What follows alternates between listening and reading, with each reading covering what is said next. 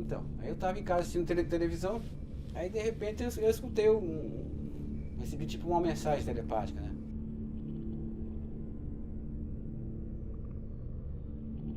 Melodiosa e tão tranquila, parecendo mesmo uma ligação telefônica que eu conhecesse.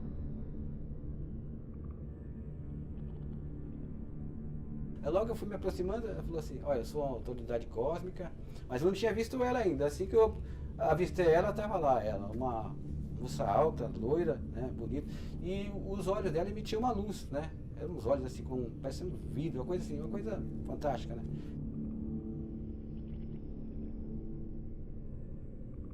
Assim que eu pensei, ela já me respondeu, falou, não, eu vim numa nave e tal, me projetei até aqui onde estou para falar para você que a partir de hoje, por 10 anos você vai ter contato comigo.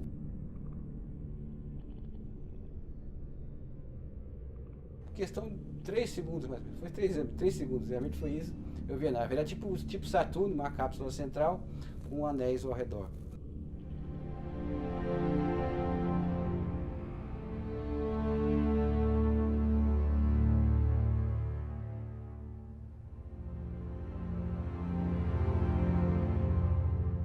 É uma cidade bem tranquila, bem pacata. A gente consegue. A decisão de vir para Peruíbe foi exatamente proporcionar uma qualidade de vida para as nossas crianças. Eu amo Peruíbe. Meu sonho foi aposentar e vir embora para cá. Uma cidade boa, a qualidade de vida é boa, né? O ar que a gente respira, né? Eu acho uma cidade muito boa, gosto muito daqui. Para mim, Peruíbe é uma cidade belíssima. As belezas naturais, o contato com a natureza aqui é algo sempre fantástico.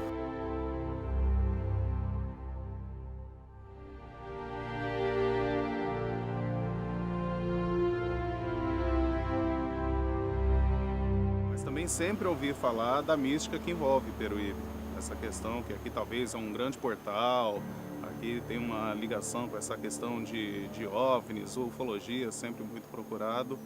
UFO é uma sigla americana, né, de OVNI, ou seja, objeto voador não identificado. Então tudo aquilo que você não identifica, você chama de OVNI, até que ele seja identificado.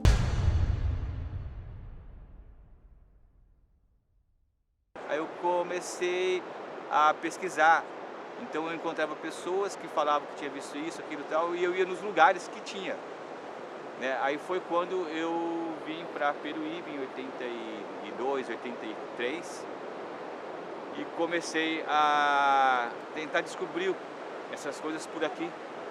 Temos um caso aqui que em 2002 eu conheci, o senhor Edgar veio me procurar, que tinha acontecido um fato estranho com ele, e marcamos um belo dia e levamos ele na minha casa, e lá na minha casa nós fizemos a regressão dele.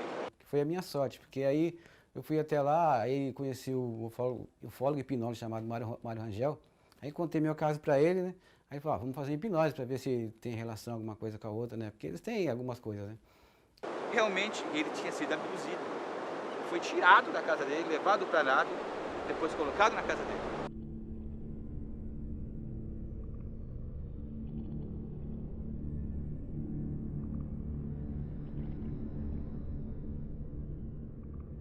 Eu estava chegando em casa por volta de umas 11 horas, mais ou menos.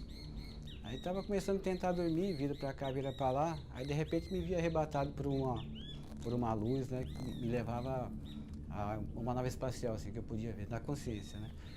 Aí, por uma abertura inferior, da parte inferior da nave, eu entrei. Quando eu entrei, cheguei lá, já tinha aproximadamente uns 12 seres, assim, de olhos grandes, oblíquos, assim. E parecia que eles tinham uma vestimenta quase fossem médicos, mas eles eram baixos, né? Assim, 1,30 m, 1,40 m. Aí eles me levaram para uma sala parecendo uma espécie, assim, parecendo um laboratório, mas alguma coisa desse tipo.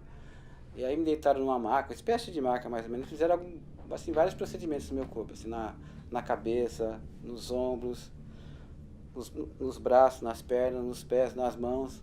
Aí fiquei ali, inerte ali por um determinado tempo, até que eles me levaram para um outro lugar, um outro compartimento dentro da nave, em que havia algo parecido com um sarcófago, assim, com luzes ao redor, né? Aí fui deitado ali, inclusive subi uma espécie de uma fumacinha, assim. Eu fiquei ali com eles ao redor me olhando, com aqueles olhões grandes assim.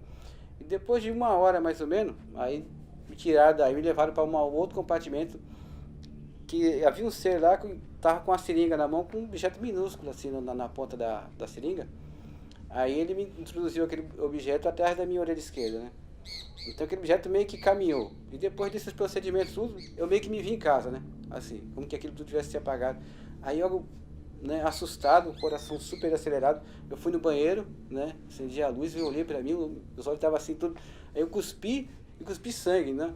Então, porque eu me lembrava perfeitamente de toda a cena, né? Falei, isso, sei lá, foi um sonho, que raio que foi isso? Não senti dor nenhuma, assim, né? Dor física não, mas depois de tudo, depois que eu voltei, uma dor psíquica, uma dor silenciosa, uma coisa assim, sei lá, quase que nem uma depressão, uma coisa desse tipo, né? Mas uma coisa que, enfim, uma dor mental, uma coisa desse tipo.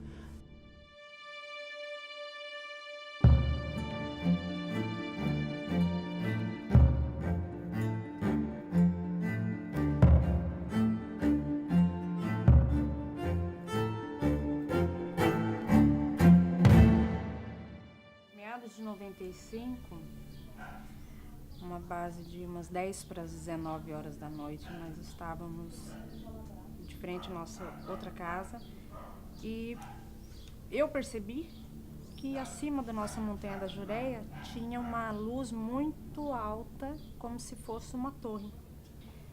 Aí me chamou a atenção, como se fosse um poste, mas pela distância e pela altura, aquilo não teria como ser um poste ou uma torre, porque era uma luz muito forte, branca. E aí nisso chamou a atenção minha, da minha família, a gente ficou olhando, e aquela lâmpada, que seria um poste, começou a subir. Aí todo mundo parou, começou a falar, uai, o que está acontecendo? Aquilo chamou a atenção da gente, a gente fez o quê? Parou quem estava na rua, você está vendo?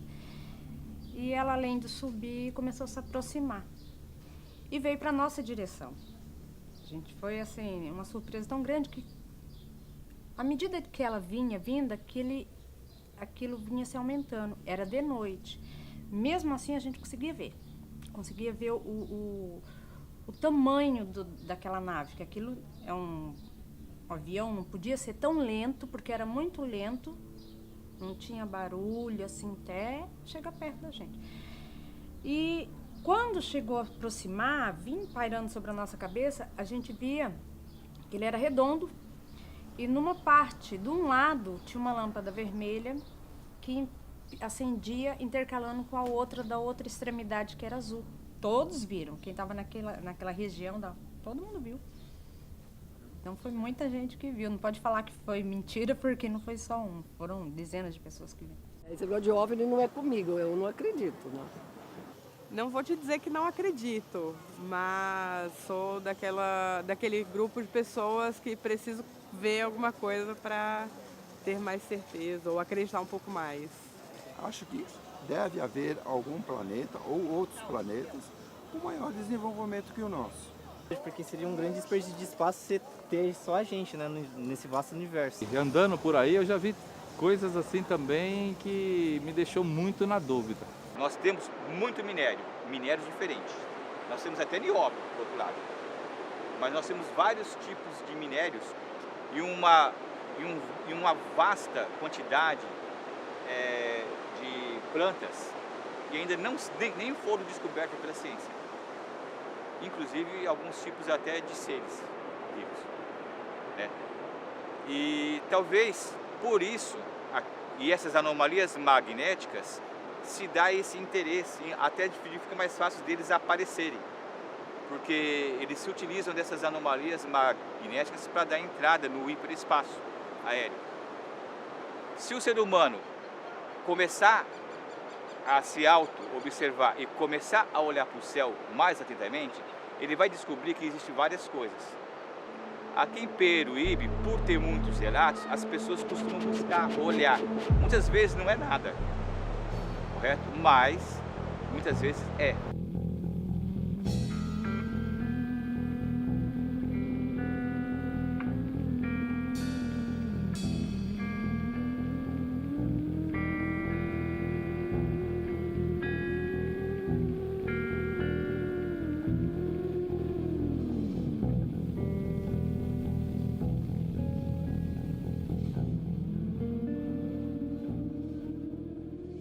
Teria que acontecer, né? Porque pode ser uma presença hostil, pode ser amigável, dar conhecimento, não sei, né? Aqui em Piruíbe tem vários relatos, não é só o meu, né? No mundo todo tem, mas aqui tem bastante. Então, se fosse só eu o que viesse com essa história, seria mais difícil, né? Mas aqui na cidade, agora é mais tranquilo, mas no começo tinha sempre um sarrinho, assim, sempre tinha, né? Desde o início, aqui na cidade, eu era taxado como louco. Olha o Saga lá, olha o ET lá, o louco. Os novatos que vêm para cá, os de fora, vamos dizer assim, cidade grande isso não acontece, então para eles é mentira. É conversa de pescador, vamos dizer.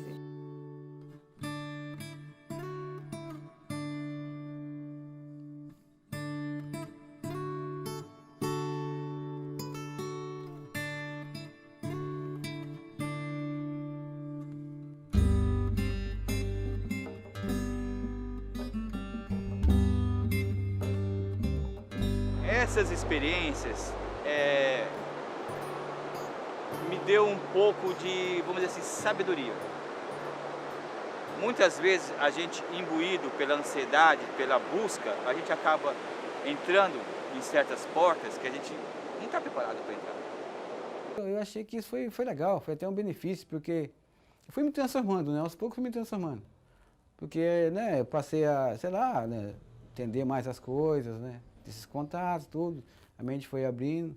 Agora nós temos uma história a mais para contar, de experiência de vida, mas que mudou nada na nossa vida, não mudou. Só temos algo a mais para contar que realmente nós vimos algo que não é daqui. É que nem ganhar no Mega Sena. Se você ganhar na Mega Sena, você vai se sentir muito especial.